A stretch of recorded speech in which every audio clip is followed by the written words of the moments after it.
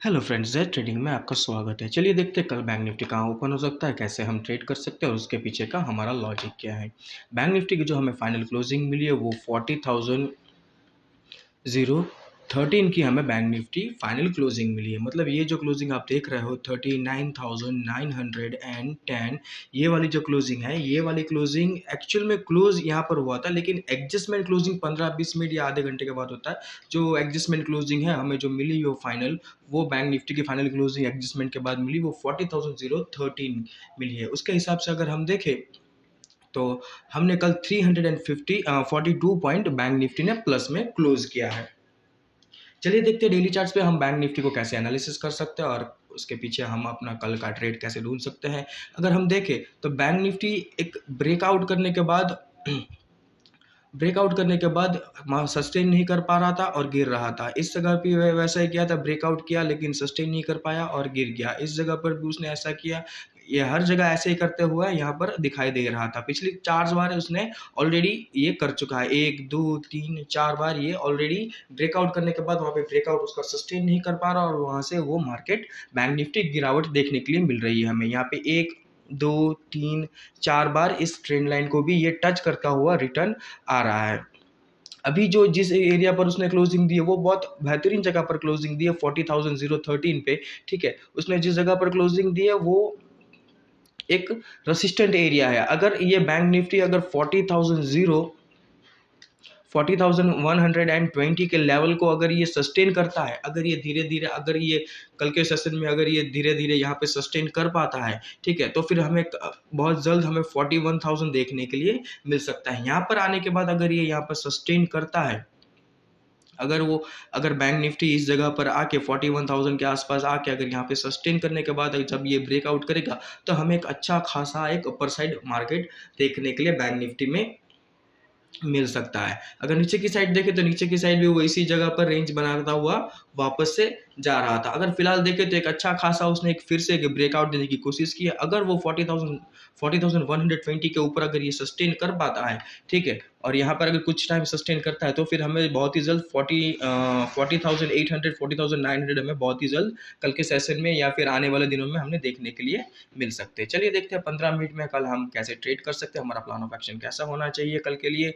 यहाँ पे मैं एक चीज़ बोलना चाहूँगा, अगर आप नए हैं और ट्रेडिंग और डीमैट अकाउंट ओपन करना चाहते हैं तो डिस्क्रिप्शन में मैंने लिंक दी हुई है, वहाँ पर जाकर आप ज़ीरोधा या फायर्स किसी में आप अपना डीमैट अकाउंट ओपन कर सकते हैं। और अगर आप चाहें तो आप मेरे टेलीग्राम चैनल पर ज्वाइन हो सकते हैं। वहाँ पर मैं डेली अपडेट करता रहता हूँ कि मैं कौन सी स्ट्राइक प्राइस पे क्या बाई सेल करता रहता हूँ, तो आप वहाँ पे जाकर भी आप देख सकते हो।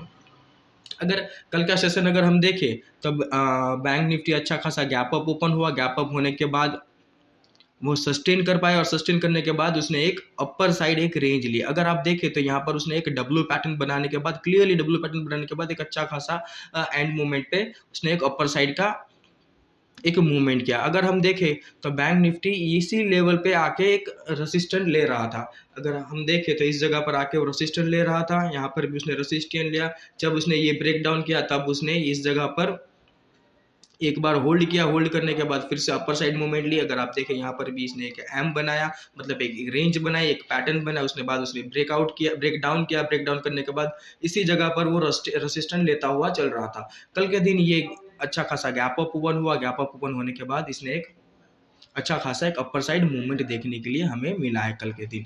अगर हम देखें तो फिर हमारे लिए कल के लिए सबसे बेहतरीन ट्रेड रहेगा, अगर बैंक निफ्टी 39,980 से लेकर अगर 40,050 के बीच अगर ये ओपन होता है, अगर ये 40,050 से लेकर 39,880 के बीच अगर ये ओपन होता है और ओपन होने के बाद अगर 5-7 मिनट यहाँ पे होल्ड कर जाता है, होल्ड करने के बाद अगर ये 40,000 को ब्रेक करता है, अगर ये 40,050 को ब्रेक करता है तो फिर मेरा पहला रेसिस्टेंट और मेरा टारगेट रहेगा 40,170। दूसरा मेरा रेसिस्टेंट और टारगेट रहेगा 40,270 और तीसरा मेरा टारगेट रहेगा 40,380। अगर ये इस जगह पर आकर अगर ये 40,050 के लेवल को अगर ये होल्ड कर जाता है, ठीक है, अगर इस जगह पर ओपन होता है 39,000 39,880 से लेकर 40,050 से ओपन होकर यहाँ पे कुछ समय होल्ड करने के बाद अगर ये अपर साइड जाता है तो फिर ये 3 रेसिस्टेंट मेरे लिए रहेंगे, ये 3 मेरे लिए टारगेट रहेंगे, जो टारगेट के हिसाब से अपर साइड अगर ये काम करता है तो। अगर ये नीचे की साइड आता है तो फिर मैं नीचे की साइड 39,800 को अगर ये ब्रेक डाउन करता है तो फिर नीचे की साइड में देखूंगा 39,750 एज अ टारगेट, और मेरा पहला सपोर्ट 39,650 जो मेरा दूसरा टारगेट रहेगा, और मेरा दूसरा सपोर्ट रहेगा 39,490 जो मेरा तीसरा टारगेट रहेगा और तीसरा मेरा सपोर्ट रहेगा। इन 3 सपोर्ट के लिए, ये 3 टारगेट के लिए आप मुझे कह सकते हो कि ये 3 टारगेट के लिए मैं कल के दिन बैंक निफ्टी में जा सकता हूँ। अगर ये 39,880 को अगर ये ब्रेक डाउन करता है, उसके बाद मैं ये 3 टारगेट के लिए जाऊंगा।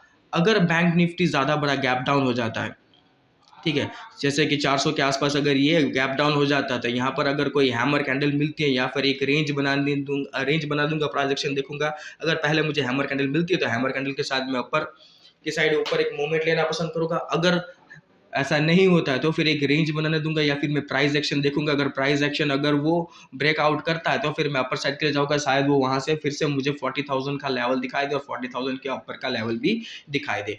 अगर ये ज़्यादा बड़ा गैप अप हो जाता है 40,200 के ऊपर, अगर ये गैप अप हो जाता है तो फिर कोशिश करना कि यहाँ पर आप एक रेंज बनाए या फिर प्राइस एक्शन देखें। प्राइस एक्शन देखने के बाद ही आप कोई ट्रेड ले। ये जिस साइड भी मूवमेंट करेगा उस साइड आप कोशिश करना कि आप अपर साइड जा सके। अगर ये 40,200 से लेकर 300 या 400 के बीच ओपन होता है और ओपन होने के बाद अगर ये ब्रेक डाउन करता है तो ब्रेक डाउन के लिए जाऊंगा। अगर ये अपसाइड जाता है तो मैं अपसाइड के लिए जाऊंगा, ठीक है। अगर ये ब्रेक डाउन करता है तो फिर मैं 40,000 के लेवल के लिए नीचे के लिए आ जाऊंगा। अगर आपको ये वीडियो पसंद आई हो, please do like, share, support, and thank you so much for watching video.